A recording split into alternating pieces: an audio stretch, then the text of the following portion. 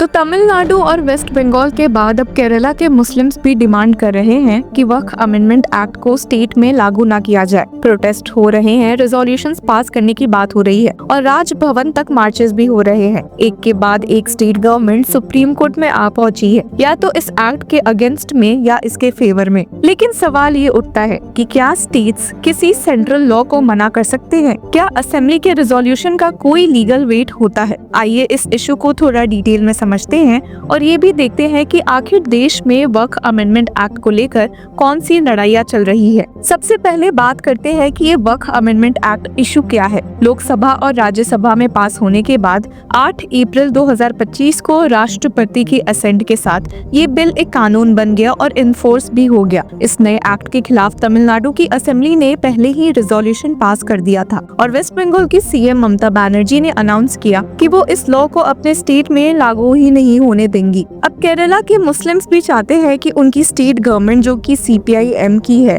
वही कदम उठाए और Communist Party of India through its general secretary D Raja ने भी अब सुप्रीम कोर्ट का रुख कर लिया है इस एक्ट के खिलाफ। केरला में साउथ केरला जामियतुल्लाह उलामा के जनरल सेक्रेटरी थोदियोर मोहम्मद कुंजी मौलवी ने कहा, तमिलनाडु ने ऑलरेडी रिजोल्यूशन पास कर दिया है, केरला गवर्नमेंट को भी ये करना चाहिए। 10 अप्रैल को मुस्लिम ऑर्गेनाइजेशंस ने राजभवन मार्च भी ऑर्गेनाइज किया, जहां स्पीचेस में वक्फ अमेंडमेंट एक्ट को एंटी डेमोक्रेटिक और एंटी मुस्लिम कहा गया। केरला मुस्लिम जमात फेडरेशन के प्रेसिडेंट कदाकल अब्दुल अजीज मौलवी ने तो यहां तक कह दिया कि हम इस लॉ को कभी लागू नहीं होने देंगे, हमारा प्रोटेस्ट अभी बस शुरुआत है। प्रोटेस्टर्स का कहना है कि वक्फ प्रॉपर्टीज जो मुस्लिम कम्युनिटीज ने जनरेशन से डोनेट की है उन्हें छीनने की कोशिश हो रही है। कुछ ऑर्गेनाइजेशन सुप्रीम कोर्ट तक जाने की भी बात कर रहे हैं, जहां डीएमके ने पहले ही पिटीशन फाइल कर दी है। अब सुप्रीम कोर्ट में सीजे संजीव खन्ना इस मामले की सुनवाई 16 अप्रैल को करेंगे ही, पर उसी के साथ वेस्ट बंगाल में जो प्रोटेस्ट हो रहे हैं उन्होंने तो लोगों को कम्प्लीटली शॉक कर दिया है। इतना कि एक एडवोकेट तो इसके खिलाफ सुप्रीम कोर्ट भी जा पहुंचे। एडवोकेट शशांक शेखर झा ने सुप्रीम कोर्ट से इस मामले में एक स्ट्रिक्ट एक्शन लेने की मांग की है और कहा है कि वेस्ट बंगाल सीएम ममता बनर्जी से सवाल किया जाए कि उनके स्टेट में लॉ एंड ऑर्डर की क्या सिचुएशन है। The plea also focused on a court monitored SIT pro. इन्हीं सबके बीच में सीएम ममता बनर्जी ने भी कहा था कि वो इस लॉ को अपने स्टेट में लागू नहीं होने देंगी। हालांकि इसका पलट जवाब दिया है union law minister Arjun Ram Meghwal ने, जिन्होंने कहा कि ऐसे एक स्टेट लॉ इम्प्लीमेंट करने से मना नहीं कर सकती। तो सवाल ये है कि क्या ये प्रोटेस्ट रेजोल्यूशंस और स्टेट गवर्नमेंट्स की अपोजिशन लीगली वैलिड है? तो शॉर्ट आंसर है नहीं। साल 2021 में सुप्रीम कोर्ट ने क्लियरली क्लैरिफाई किया था कि स्टेट लेजिस्लेटिव असेंबलीज के द्वारा पास किए गए रेजोल्यूशंस जो सेंट्रल लॉज का विरोध करते हैं उनकी लीगल अथॉरिटी नहीं होती। ये सिर्फ एक ओपिनियन माना जाता है मेजॉरिटी MLAs का और इनमें कोई बाइंडिंग लीगल पावर नहीं होती।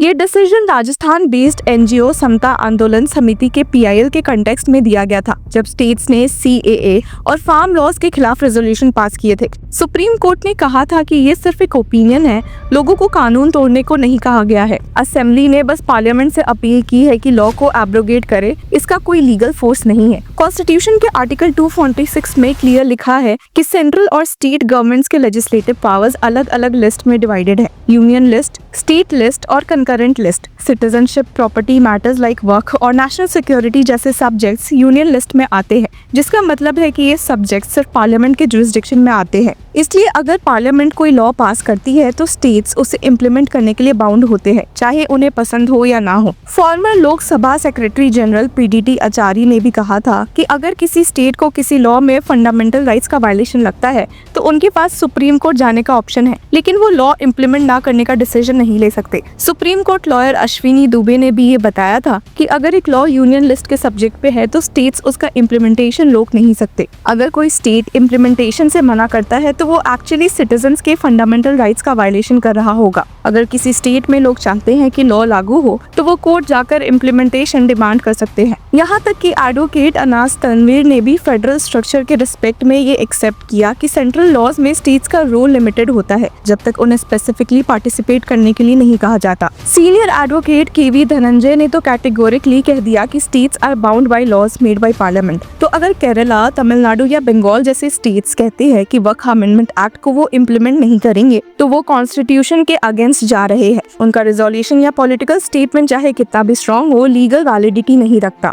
ये पैटर्न हमें पहले भी ही देखने को मिला है CAA के टाइम पे भी। तब भी बंगाल, केरला, पंजाब जैसे स्टेट्स ने रेजोल्यूशन पास किए थे। शाहीन बाग से लेकर एंटी CAA प्रोटेस्ट तक अपोजिशन ने मास मोबिलाइजेशन किया, जिसका अंजाम कभी वायलेंट प्रोटेस्ट, कभी रेलवे वैंडलिज्म और कभी कम्युनल वायलेंस के फॉर्म में निकला। दिल्ली राइट्स 2020 का एक बड़ा एग्जाम्पल है, जहां डिसइंफॉर्मेशन और कम्युनल पोलराइजेशन ने पूरा माहौल बिगाड़ दिया। अब वही स्ट्रैटेजी फिर से रिपीट हो रही है। वक्फ अमेंडमेंट एक्ट को लेकर पब्लिक को मुस्लिम मुक्त भारत बनाने की चाह, इस्लामिक प्रॉपर्टीज लूटने की साजिश जैसी स्टेटमेंट्स देकर इमोशनली चार्ज किया जा रहा है। ममता बनर्जी हो या DMK या CPIM, सभी पॉलिटिकल पार्टीज अपने वोट बैंक को मोबिलाइज करने में लगे हुए हैं, बिना ये एक्सप्लेन किए लीगली कि उनका रिजोल्यूशन सिर्फ सिंबॉलिक है, और ऐसा लोगों का मानना हो गया है। एक और इंटरेस्टिंग डेवलपमेंट ये है कि केरला कैथोलिक बिशॉप्स काउंसिल ने भी वक्फ एक्ट के कुछ प्रोविजंस को अनजस्ट और अनकॉन्स्टिट्यूशनल कहा है। और मुनाबम जैसी जगहों पर जहां क्रिश्चियन मेजॉरिटी है, वहां भी वक्फ लैंड डिस्प्यूट्स का इशू उठ रहा है।